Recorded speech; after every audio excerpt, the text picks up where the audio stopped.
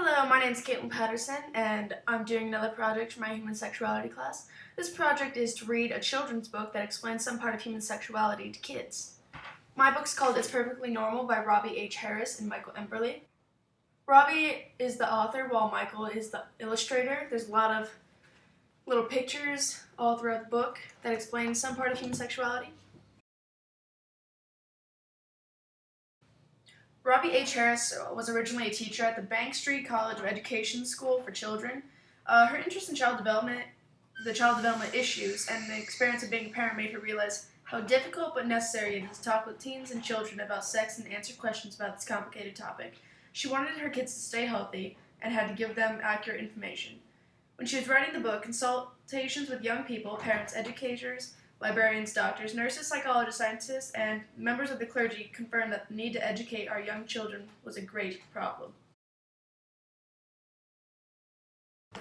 Michael Emberley is the son of Ed Emberley, a known children's book illustrator.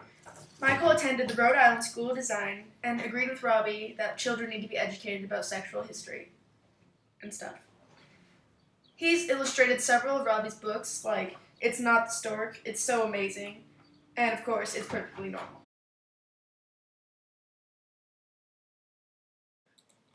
This book is really for boys and girls of, 10 and up, teens, adults, whatever. If you don't know anything about any kind of human sexuality, this book's actually very educational.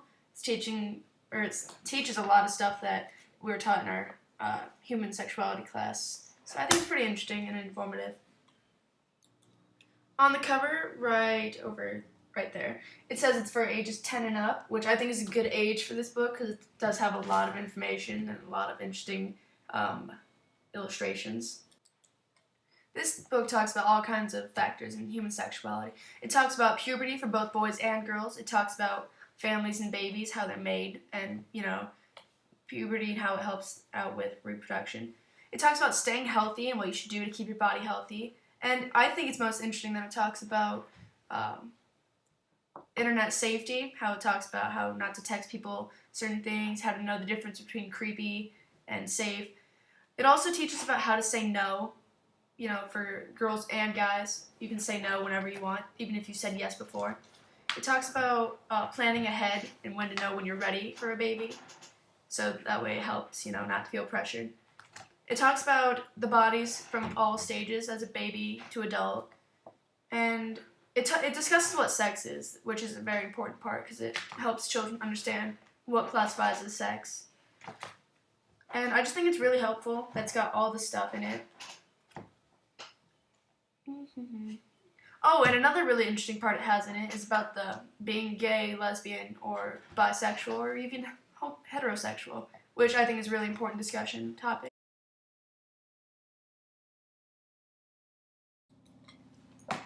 This book doesn't have a note to parents, but it has a note to a reader, which it doesn't really explain anything what's in the book, but it talks about how they keep reprinting these books, updating information as they go. This is the 20th edition, or the 20-year anniversary of it, so they printed probably 20 of these over the years with different information in it. I think that's really useful because the authors really want to keep the kids educated, so they just keep changing the book and adding new and stuff. For this edition, they've updated the scientific and medical information about reproduction, birth control, abortion, sexual abuse, and sexually transmitted diseases such as HIV and AIDS.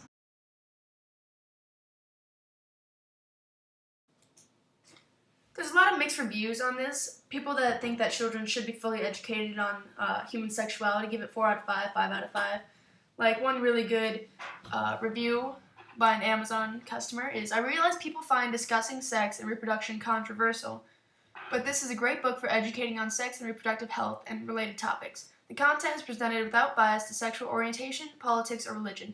Puberty, masturbation, and other types of sex, pregnancy, relationships, and other topics are well discussed from the side of both genders. It does clearly state that abstinence is the most effective way to prevent pregnancy and STDs, and stresses that the decision to become sexually active should be a conscious and deliberate one by a responsible person.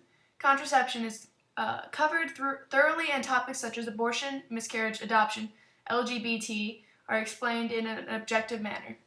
Book does a great job at explaining what appropriate and consensual contact is with other people, something that I thought was a very good inclusion in this edition was conduct on phones, texting, computers, digital media, etc., and the potential consequences of misusing them. Overall, I can't really think of anything specific this book is missing. Alright, last one. Alright, the illustrations are appropriate, but they are direct, which I guess some people find disturbing. They are by no means gratuitous, nor are they anything resembling pornography. Depending on your views as a parent or caregiver, the age suggestion of 10 and up may be higher or lower than what you think is appropriate, but it is pretty reasonable considering what most kids have learned on the playground by 10 years old. If you believing in education earlier, I don't know why they put that, this book should be perfectly fine for whenever you want to discuss it. The language and the overall tone is still something that younger children can understand. This book is almost identical to It's So Amazing by the same publisher. It's slightly more mature in tone and does cover sex-related topics in more depth. There are less cartoons on the sidebars, which were somewhat distracting in the other books. But many of the illustrations are exactly the same between books. If I were to pick between the two, I would just skip It's So Amazing and get this one.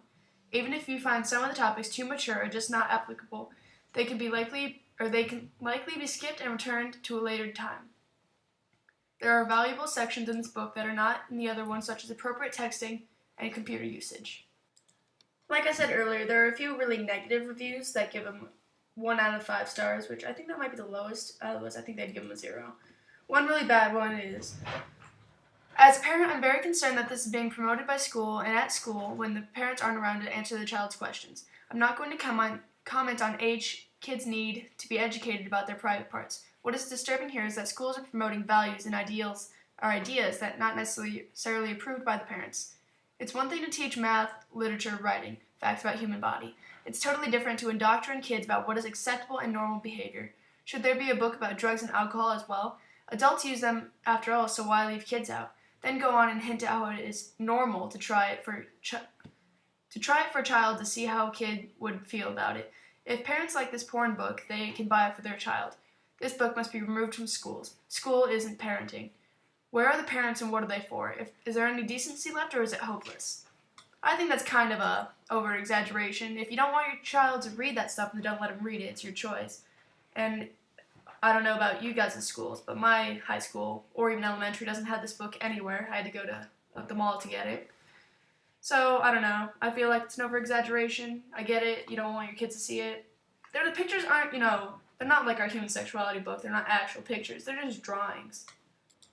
There's one review that really stuck out to me about, it was talking about how this book kind of covers homosexuals and heterosexuals and the difference and how it's okay to be both.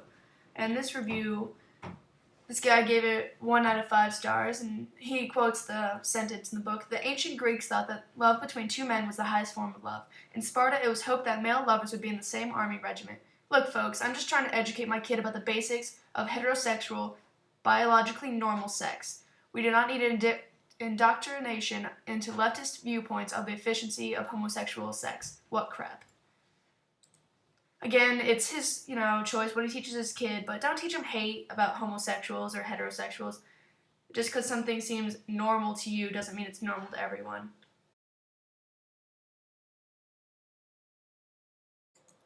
One of my favorite parts of the book is probably this part right here.